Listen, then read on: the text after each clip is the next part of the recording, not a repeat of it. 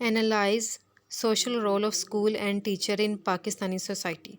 یہاں پر ہم نے دیکھنا ہے کہ پاکستانی معاشرے میں اسکول کا معاشرتی کردار کیا ہے اور ٹیچر کا معاشرتی کردار کیا ہے۔ جیسے کہ ہم لوگوں کو پتہ ہے کہ اسکول ایک ایسا ادارہ ہے جہاں پر بچے تعلیم حاصل کرنے کے لیے جاتے ہیں، اور وہاں پر ان کا تعلیم کون دیتا ہے؟ وہ ہوتا ہے ٹیچر۔ تو اسکول اور ٹیچر کس طرح سے مل کر معاشرے میں ایک معاشرتی کردار کو ادا کرتے ہیں۔ اسکول کا معاشرے کے اوپر جو پہلا کردار ہے وہ ہے اکنامک گروتھ۔ اکنامک گروتھ کو اردو میں کیا کہتے ہیں؟ معاشی ترقی۔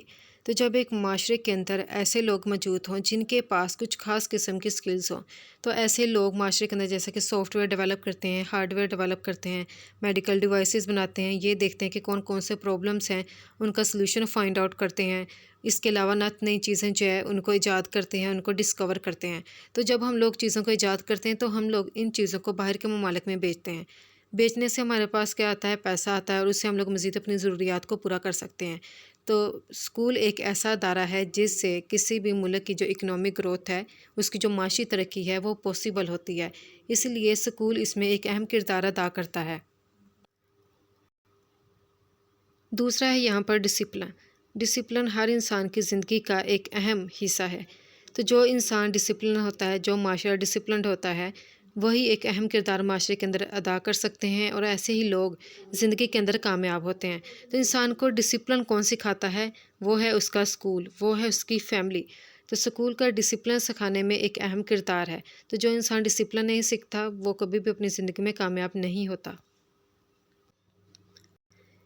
تیسرا یہاں پر ہے ٹولرنس۔ ٹولرنس کو اردو میں کہتے ہیں تحمل، برداشت۔ تو تعلیم جو ہے ہمیں برداشت کرنا سکھاتی ہے۔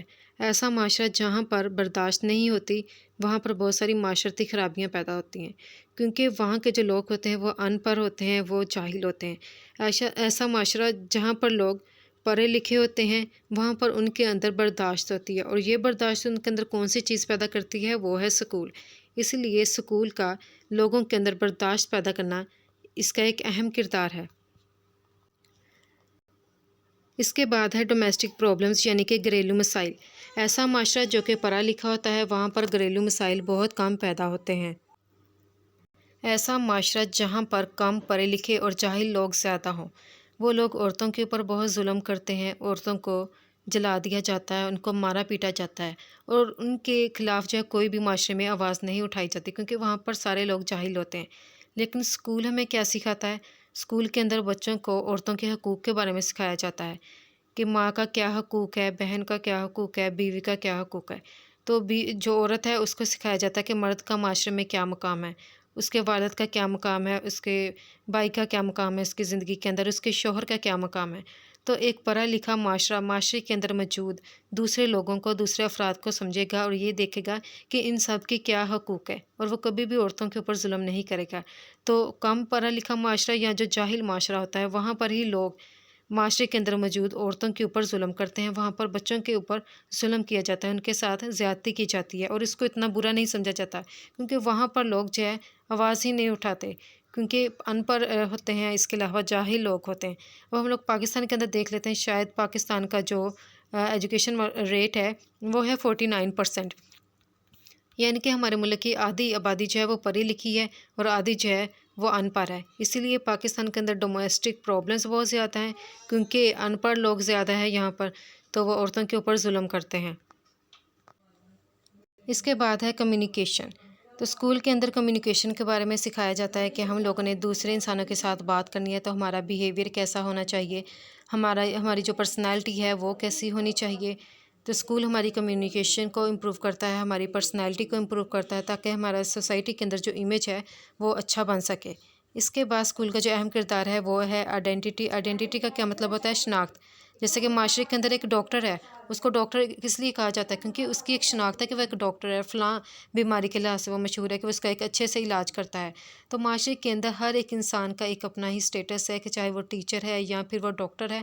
تو تعلیم ہماری پہچان کرواتی ہے معاشرے میں کہ ہم کیا ہے، ٹیچر ہیں، ہم کیا ہے، ہم ڈاکٹر ہیں، ہم انجینئر ہیں، کیونکہ معاشرے کے اندر ہم لوگوں کے پاس جو اسکلز ہوتی ہیں انہی اسکلز کے لحاظ سے ہم لوگ فیمس ہوتے ہیں۔ اس کے علاوہ اسکول کا جو اہم کردار ہے وہ ہے کوالٹی آف لائف۔ تو تعلیم جو ہے اور جو اسکول ہے یہ ہماری لائف کی کوالٹی کو بہتر بناتا ہے۔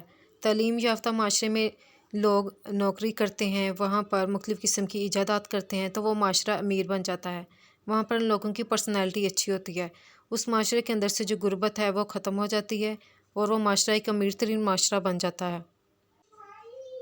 تو تعلیم ہمیں جو ہے غلط اور صحیح کے درمیان فرق بتاتی ہے، ان کی تمیز بتاتی ہے کہ یہ صحیح ہے اور یہ غلط ہے۔ اس طرح ہم لوگ اپنے معاشرے کے اندر غلط اور صحیح کے درمیان فرق کر سکتے ہیں۔ اس کے علاوہ اگر دیکھا جائے تو پاکستان کے اندر جو ایجوکیشنل انسٹیٹیوٹس ہیں یہ بہت کم ہیں۔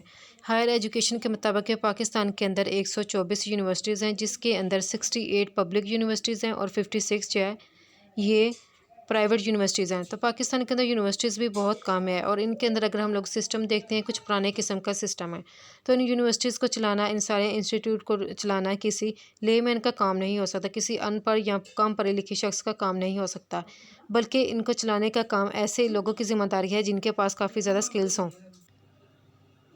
اس لیے پاکستان کا اگر مقابلہ کسی دوسرے ملک کے ساتھ دیکھا جائے تو دوسرے ملک ترقی کے دور میں بہت آگے ہیں۔ اسی لیے پاکستان کے اندر ایجوکیشنل سسٹم کو اپڈیٹ کرنے کی ضرورت ہے، ہمیں معاشرے میں ایسے لوگوں کی ضرورت ہے جن کے پاس سکلز ہوں، تاکہ ہم لوگ بھی ترقی کی دور میں دوسروں کے ساتھ شامل ہو سکیں اور ان سے پیچھے نہ رہ سکیں۔ اس کے بعد ہے کہ ٹیچر کا معاشرتی کردار کیا ہے۔ جیسے کہ اگر ایک انسانی جسم ہو، اگر اس کے اندر روح ہوگی تو وہ باڈی ایک ایکٹیو باڈی ہوگی، انسان بھاگے گا، دوڑے گا، کچھ نہ کچھ کرے گا، لیکن اگر جسم کے اندر روح نہ ہو تو اس جسم کا کوئی فائدہ نہیں، کیونکہ وہ بے جان ایک ڈھانچہ ہوتا ہے اور وہ کچھ بھی نہیں کر سکتا۔ اسی لیے ٹیچر جو ہے اسکول کی ایک روح ہے، تو اسکول کے اندر اسکلڈ ٹیچرز کا ہونا بہت ضروری ہے۔ یہ بالکل ایسے ہی ہے کہ جیسے ایک فلاور ہو، اور اگر ہم لوگ اس کو ڈیلی اس کو پانی دیتے رہیں گے، اس کی واٹرنگ کرتے ہیں، تو اس کے اندر جو جڑی بوٹیاں ہوتی ہیں اس کو ہم لوگ کاٹ دیتے ہیں، تو وہی جو پھول ہوتا ہے وہ اچھے سے گرو کرتا ہے۔ تو ٹیچر بھی بالکل ایسے ہی ہے کہ اسکول کے اندر ایک پھول کی طرح ہی ہے، کہ اسکول جیسے پھول ہے نا، تو ایسے ہی اسکول ہے، لیکن یہ کہ اگر روزانہ ہم لوگ اس کو پانی دیں گے تو وہ گرو کرتا ہے۔ تو ایسے ہی ایک ٹیچر جو ہے اس کا اسکول میں ہونا ضروری ہے، تاکہ وہاں پر وہ بچوں کی تعلیم و تربیت کر سکے اور معاشرے میں ان کے کردار کو سنبھال سکے اور اس کی صحیح سے پرورش کر سکے۔ پہلا یہاں پر ٹیچر کا جو معاشرتی کردار ہے وہ ہے ایکویٹی اینڈ سوشل جسٹس، یعنی کہ ٹیچر کو اپنی کلاس کے اندر جتنے بھی اسٹوڈنٹ ہیں ان کو یہ سمجھنا چاہیے کہ سب آپس میں برابر ہیں۔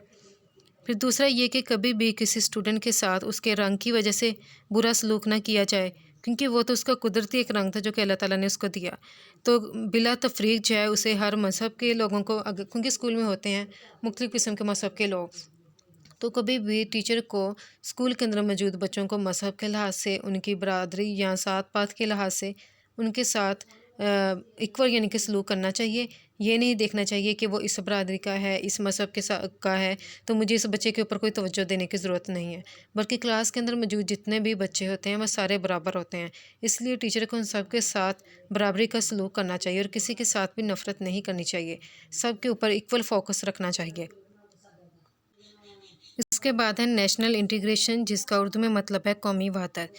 تو ایک ٹیچر جو بھی تعلیم دیتا ہے اسے بچوں کو ایسی تعلیم دینی چاہیے کہ سارے بچوں کے درمیان اتفاق ہو، ان کے درمیان پیار محبت کی فضا ہو۔ تو جب ملک کے اندر لوگ جو موجود ہیں ان کے درمیان جب اتفاق ہوگا تو پھر ہی ملک جو ہے ترقی کی طرف گامزن ہو سکتا ہے۔ اس کے برعکس کہ اگر جس ملک کے اندر شدت پسند لوگ ہوں گے، تخریب کار لوگ ہوں گے، تو ایسے لوگ جو ہے ملک کے اندر فساد برپا کرتے ہیں، دہشت گرد بن جاتے ہیں اور اس طرح ملک کے اندر دھماکے کرتے ہیں، کیونکہ وہ ملک کے ہی دشمن بن جاتے ہیں۔ تو اسکول کے اندر تعلیم ایسی ہونی چاہیے کہ اسٹوڈنٹ کے درمیان اتفاقی اور پیار محبت کی فضا جو ہے قائم رہ سکے۔ اس کے بعد ہے کوالٹی ایجوکیشن، یعنی کہ معیاری تعلیم۔ ایک ٹیچر کو بچے کو وہ تعلیم دینی چاہیے کہ جس کا اسے فائدہ ہو، کہ اس بچے کے اندر سکلز وغیرہ پیدا ہوں، بجائے یہ کہ ٹیچر کو اگر کسی ٹاپک کی اچھے سے سمجھ نہ ہو اور وہ بچوں کو بھی رٹا لگوانے کے اوپر مجبور کرے، تو رٹا لگوانے کا بچے کو کوئی فائدہ نہیں ہوگا، بلکہ بچے کو کوالٹی ایجوکیشن دینی چاہیے، ایسی ایجوکیشن دینی چاہیے کہ اس کو وہ اپنی پریکٹیکل لائف کے اندر اپلائی کر سکے، تاکہ اسے رٹا لگانے کی ضرورت نہ پڑے۔